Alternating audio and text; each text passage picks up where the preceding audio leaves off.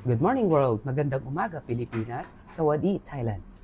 Good morning mga Lodi. So ayan, nag-ready na po kaming lahat at sinisimulan po natin sa pag-aayos at nga pala nagising kami ng mga bandang alas 4 ng umaga. Correct. Ito yung ka-voice over ko today's video ay ang aking pamangkin. Nakasama din namin yan, yung nakikita yung naka-cap. Ito ang pamangkin ko ngayon na naka-voice over with me.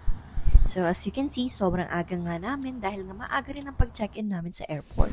Alas 7 dapat kasi ang flight namin. So darating kami sa Udon Ratchathani mga alas 8. Para nga mas mapabilis, sumakay na kami ng taxi papuntang airport. Kasi nga naman, ang lugar ni Sarah, ang aking pamangkin na guro din dito sa Don Muang area, ay malapit lang talaga ang airport. Actually, katapat talaga mismo ng school niya ang airport. Ayan, at pagkatapos yan, nandito na nga kami sa airport. Ang pangalan ng airport ay Don Muang International Airport. Pero hindi pa international ang travel namin pang domestic lang. Saan na ulit din? Puntang Ubon Ratchathani. Correct, Ubon Ratchathani. At doon ka rin magtuturo, di ba? Sana nga. At Yes, tumagal, pasok ka na sa tagal. banga. Anong gusto mo? Pasok sa sako, pasok sa banga. Charot. Pasok sa banga. Ayan na nga, nasa airport na nga kami. Siyempre, konting papansin, konting picture-picture, at konting pa-cute lamang. At syempre, sinasabi ko sa aking mga pamangkin, makalimutan lahat, huwag lamang ang passport. Look at that. In fairness, fresh pa rin si nanay kahit na napuyat at maagang gumising. Sila lang talaga ang nakita kong grandmother na 84 years old, pero pa-travel na lang. Sana all na lang. So, manifesting, I'll be traveling at my older age. Me too. At yan nga, hindi nga na namin na video kung paano in-x-ray yung mga bagahe namin. Parang feeling ko sa'yo nagka-problema ang bagahe mo. Ang arte mo kasi. Ay, hindi. OA lang talaga sila, uncle. That's the maximum amount of liquid that I'll be bringing should be 100 ml. In fairness, lumusot. Yeah, because that's 85. They are so maarte, not me. In all fairness, maayos ang kanilang domestic kasi this is my 4th time na mag-domestic here in Thailand. Oo nga, no? Napaka-social. Kaya tingnan mo yan, super relax si Ate Sara. Tamang share lang ng post at story. Actually, ganyan na rin ka-convenient ang Philippines. Huwag mong ismulin ang Philippines. Nag-improve na rin ng todo-todo. Siyempre, sa dami naman ng administrasyon na dumaan. Pero hindi nawawala yung mga tanim-balaghan. Of course, kaya nakakatakot. Kailangan mong balutin talaga yung mga bagahe mo. Tsaka huwag kang tatanga-tanga kapag nagta-travel ka. Yung, kunwari may makikisi, ay, pwede bang pakidala itong isang bag ko kasi nag-exist ako. Mga ganun, huwag mong pairalin ang friendship kapag ikaw ay nagta-travel. Pero nandito na pala tayo sa loob ng eroplano. Ayan, so tamang video lang, pang story. So busy nga ako yan. So after a very short flight, 1 hour lang po ang aming inilipad sa Himpapawid. Actually, sa lahat ng mga airport, ang pinakamatagal yung pila, ganyan yung pag-prepare, di ba? Yes, actually. Pero pag sa Himpapawid, 1 oras lang talaga. Walang traffic dito. Ayan na nga, andito na tayo sa Ubon Ratchathani Airport. So ayan na nga yung unloading of baggages namin and pagbaba ng mga pasahero as well. Uy, nakita po si nanay, medyo excited na niyang makita ang kanyang bunsong anak. Ayan na nga ang unang tapak ni nanay sa Ubon Ratchathani. Wait a minute, ilang taon na hindi niya nakita ang kanyang bunso? I guess that's 7 years? I think it's 7 years because 2017 yung huling punta ni nanay dito sa Thailand. Grabe, sobrang tagal na. Grabe si nanay talaga ang pumupunta sa mga anak niya, hindi yung mga anak niya ang pumupunta sa kanya. Yeah, regardless kung ano yung sitwasyon ng mata niya ngayon. Pero hindi ako ganun. Ako talaga ang umuwi para kay nanay. Iba syempre kasi ang may pamilya. We can't blame them naman. May mga pamilya silang maiiwan, uncle. So, just kahit like your na, auntie, meron siyang 2 anak nag-aaral tuwing summer, so hindi siya nakaka-uwi tuwing summer, mga ganung bagay. So, maraming mga factors na kailangan i-consider. Kaya, guys, mahirap maging OFW. Kailangan mong i-sacrifice ang iyong time sa pamilya. Promise. So, kahit sabihin natin there's no place like home, mahirap talaga. Maraming factors kung bakit hindi tayo makauwi at bakit hindi natin makita yung mga pamilya natin. Pero kung mahal mo ang pamilya mo, gagaw talaga tayo ng paraan para magkita-kita. Just like today. So, ayan na nga, inaantay na namin ang pickup car ng aming sisterette at ang kanyang family. At habang inaantay namin ay ako, as vlogger, digital creator, reeler kuno, is naglibot-libot dito sa paligid ng Ubon Ratchathani Airport. Oo nga, sa paglilibot mo nga at paglabas ay nakita mo agad yung pick-up ni Auntie. Nagulat na lamang talaga ako dahil paglabas ko sa exit number 2, sabi ko habang binibideo ko yung paligid ng airport, biglang, huy, may gumanon. Paglingon ko, sila na pala. Sila na pala. Ayan, Yeah. tingnan mo sa part na to.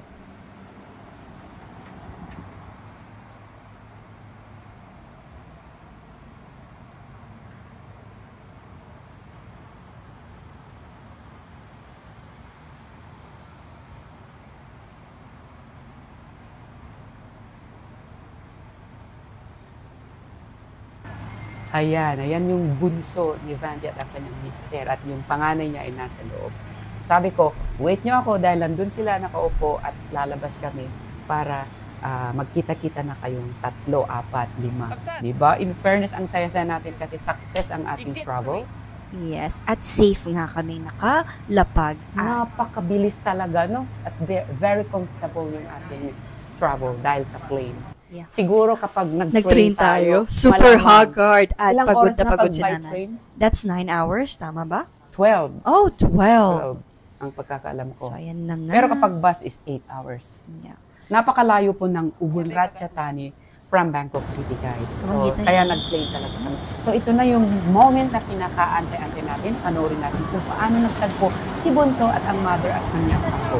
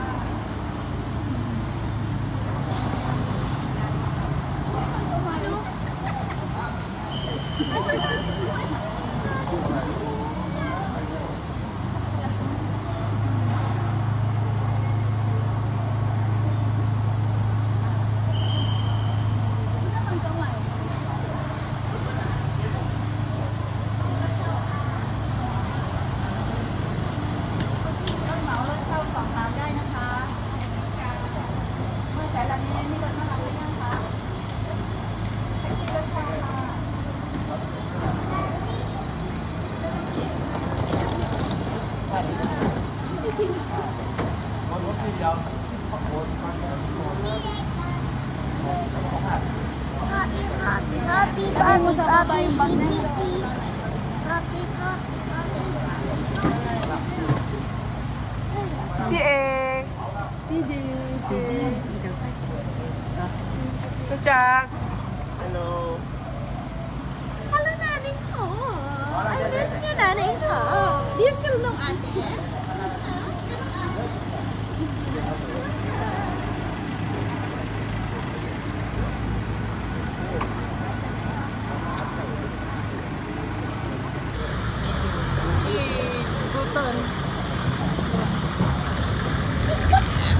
Hi guys, nandito kami sa likod. Dito na lang. Welcome to... Neng, saan ito?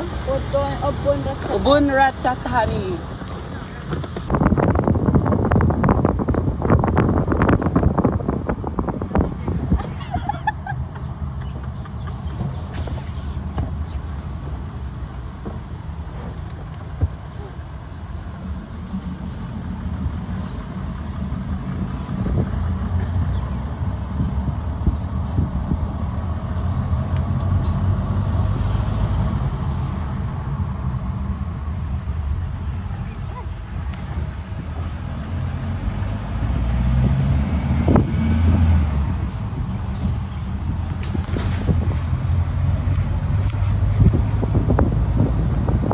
Laki na.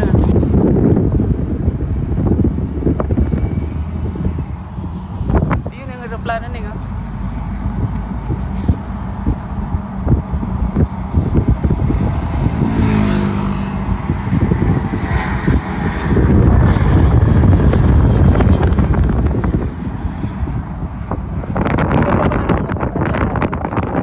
Very green. Yan ang Ubon Ratchathani. Finally!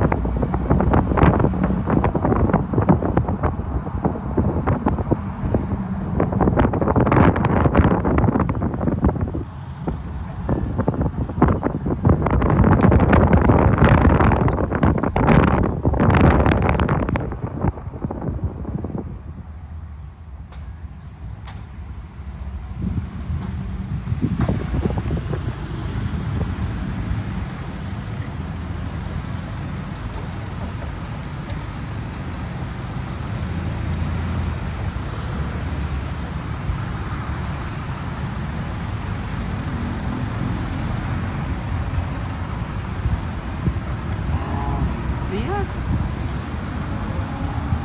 Sabay di ako pa.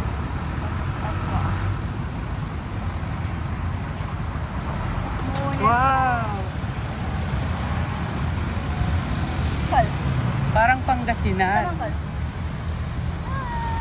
Hi, hello. So this is a new place for me. This is my first time in Ubon Ratchathani. How about you, Kim? Of course. It's really province, ano? Yeah. But still homey. Yeah, ganda ng probinsya nila, ah. Parang umuwi na din ako sa Pilipinas. Welcome to Lingayen. Lingayen, Pangasinan. Wala lang ako, Dagupan City. Wala lang akong nakikitang Jollibee ganyan, pero parang ganun ang vibe.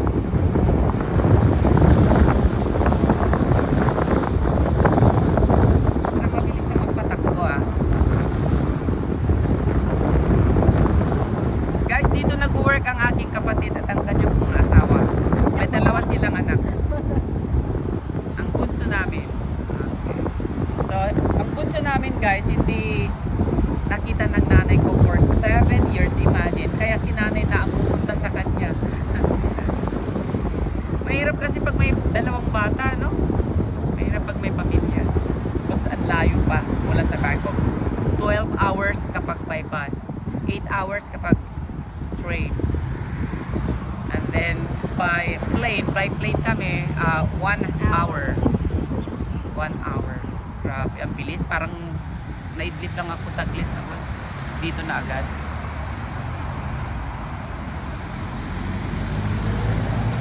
So yan, papalapit na tayo sa village, barrio, ganyan, no. Ang sarap ng magpa-araw. Dito, tingnan nyo yung mga bahay, very, very old.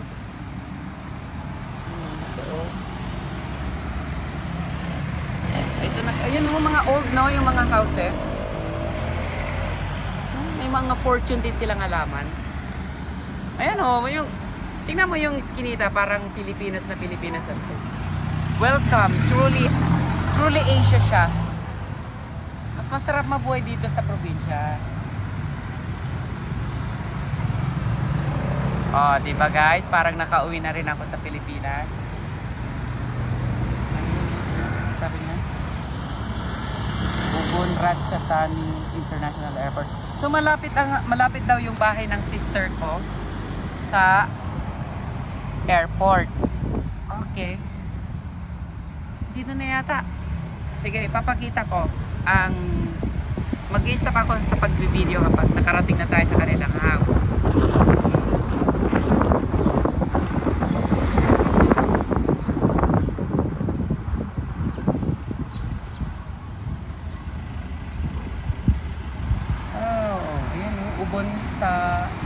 Ubon Saifar.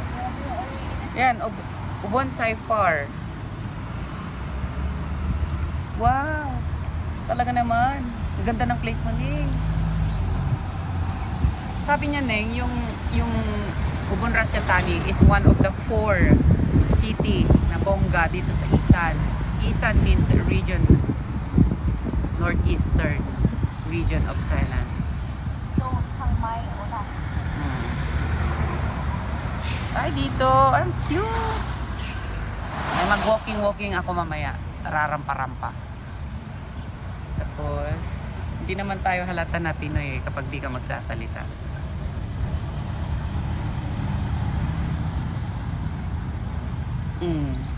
Parang din, Taroyet. Ganito din yung style. Ayan, mga baryo, diba?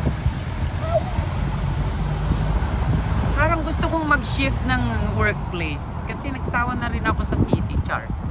So yung mga ganito lang, simple. Ito yung pinaka-church nila. Wat ang tawag. Temple. Kasi hindi sila Christian. Ay, ala, papasok. Grabe, ang nagmet agit ako atan. All throughout the year, gumagawa sila ng ganyan. Yung mga may symbolism yan eh. Parang... Ay, parang dito na yata ang bahay nila. Parang dito ang bahay nila. Ay, bakit ang dami naman nilang motor? 4. Oo, dito na. Kasi ano ko, ito yung bahay ng Sister Red. Apat ang motor nila, tig-isa kami. Yan. So, that's all for today, guys. Ibang part naman yung makikita nyo yung loob ng kanilang bahay. Thank you for watching this video. This is Christopher, your OFW Guro Thailand. So, ipapasok.